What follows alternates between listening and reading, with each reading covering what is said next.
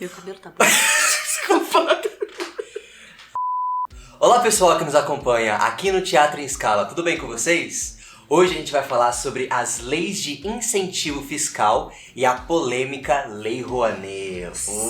Polêmico, Rufem os tambores e solta a vinheta. Roda a vinheta, Pedro!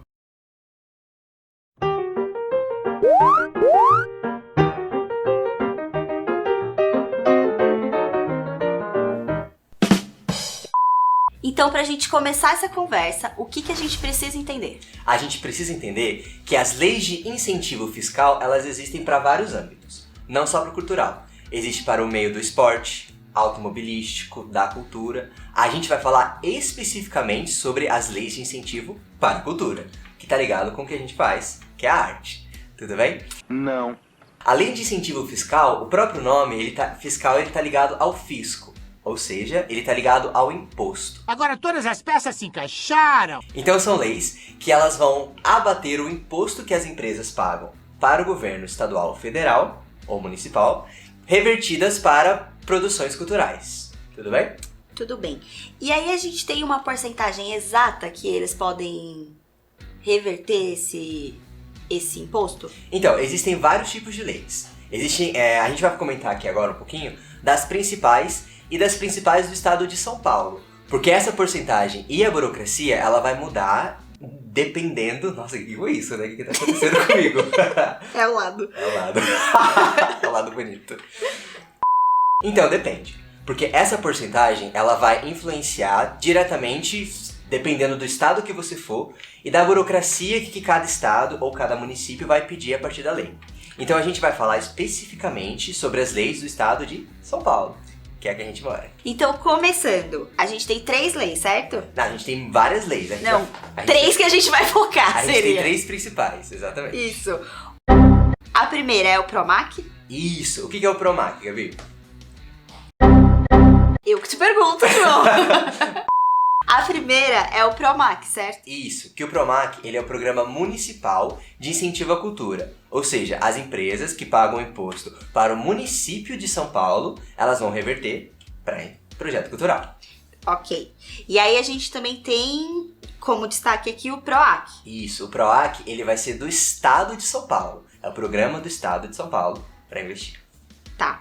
E por último... A lei federal, que é a famosa e polêmica Lei Rouanet. Ok, me explica. Muito bem. Bom, explicando a Lei Rouanet, ela ficou popularmente conhecida devido ao secretário da Cultura, Sérgio Paulo Rouanet, que aprovou a lei em 1991, durante o governo Collor, e que é uma evolução da Lei de Sarney, de 1986. Tudo bem? Tudo certo. Boa. A gente precisa, antes da gente falar um pouquinho sobre ela, a gente precisa entender como que funciona. O primeiro passo que o seu projeto cultural precisa ter é um enquadramento burocrático que ele vai passar.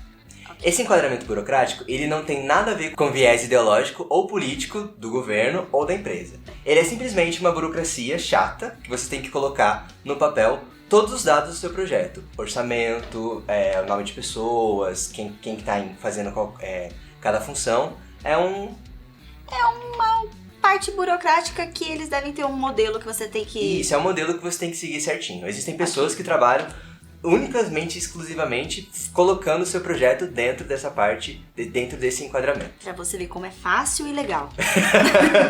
Né? O segundo ponto é o financiamento indireto. E é agora que a gente vai conversar sobre isso. O financiamento indireto, como que ele funciona? A empresa, certo, privada, ela vai escolher, a gente tem que pensar que, por exemplo, assim, toda empresa privada, o que ela quer? Quer lucrar, certo? Certo. E ela investe em que ela quer investir. Ela passa por toda a parte burocrática, mas quem escolhe para onde que essa grana vai ser revertida vai ser a própria empresa. Ok. Ok? Certo.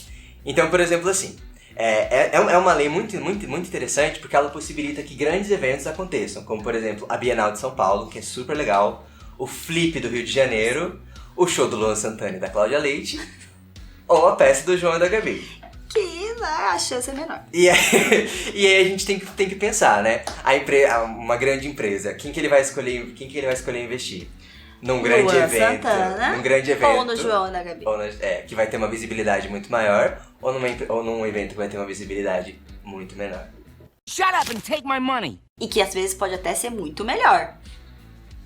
Fica essa dica aí. Então, como não há esse controle ou restrição do Estado, fica a cargo da própria empresa decidir. Então, essa que tá a grande crítica que as pessoas falam. Muita gente fala muita coisa errada, principalmente em época de eleição, sobre a Lei Rouanet. Existem sim as críticas que a gente tem que fazer às leis e a forma como que ela é aplicada, mas a gente também tem que pensar que hoje no Brasil, menos de 1% de todo o gasto público é revertido para a cultura. É bem pouco. É bem pouco. E a gente tem governos que, infelizmente, estão cada vez cortando mais e diminuindo mais esse valor. Então, a gente critica essas leis de incentivo?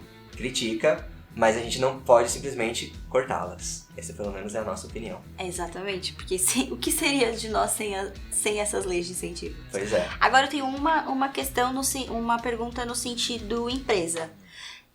A gente falou bastante das grandes empresas quererem investir em grandes eventos. Existe uma... Não sei se seria limitação a palavra, mas assim, a empresa precisa estar enquadrada a partir do número X para poder investir, ou qualquer empresa que esteja pagando os seus impostos e fazendo tudo bonitinho pode investir independente do seu tamanho? Então, qualquer empresa pode investir. Qual que é o ponto que a gente tem que prestar atenção? É que cada lei, não é toda a quantidade do imposto que você paga que é revertido para a produção cultural. É uma porcentagem que ela vai variar dependendo da lei. Então, se você for uma empresa que você paga um número X pequeno de imposto, porque o imposto que você paga vai depender do quanto você gera de renda. Se você é uma empresa que paga pouco, então às vezes não compensa, por exemplo, passar por toda essa chatice burocrática, por todo o processo, para você, por exemplo, sei lá, conseguir investir R$200 numa produção teatral. Entendi. Nem pra empresa e nem pra quem vai receber. Nem pra quem vai receber. É porque é um trampo muito complicado. Muito complicado. Muito complicado. Com toda certeza. Então, acho que a grande conclusão que a gente chega dessa conversa de hoje é que a gente precisa sim de leis que incentivam a cultura, mas a gente precisa de mais leis que sejam inclusivas. A gente precisa de leis que abranjam tanto a Cláudia Leite e Luan Santana, quanto o João e a Gabi. Tudo bem? Não.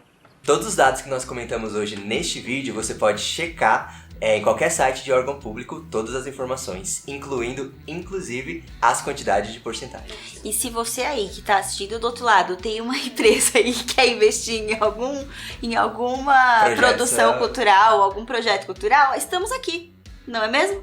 Ainda não temos um investidor, estamos dando passos de tartaruga. Mas logo teremos. Logo teremos. Você. Não é, meu amigo, minha amiga? E todos os nossos conteúdos e muito mais coisa que você quiser saber, você pode procurar no nosso site, no nosso blog, que é o teatroemescala.com. Você também pode ajudar a gente, não sendo o nosso patrocinador ou com alguma lei de incentivo, mas dando um joinha no vídeo, mandando para os seus amigos e compartilhando e até deixando as suas dúvidas aqui embaixo. Pois é. Tem alguma opinião contrária à nossa? É a favor ou contra a Lei Rouanet? Discorda de alguma coisa que a gente falou? Comenta aqui embaixo e vamos conversar sobre isso. Tudo bem? Beijo, gente. Um cheiro. Tchau, tchau.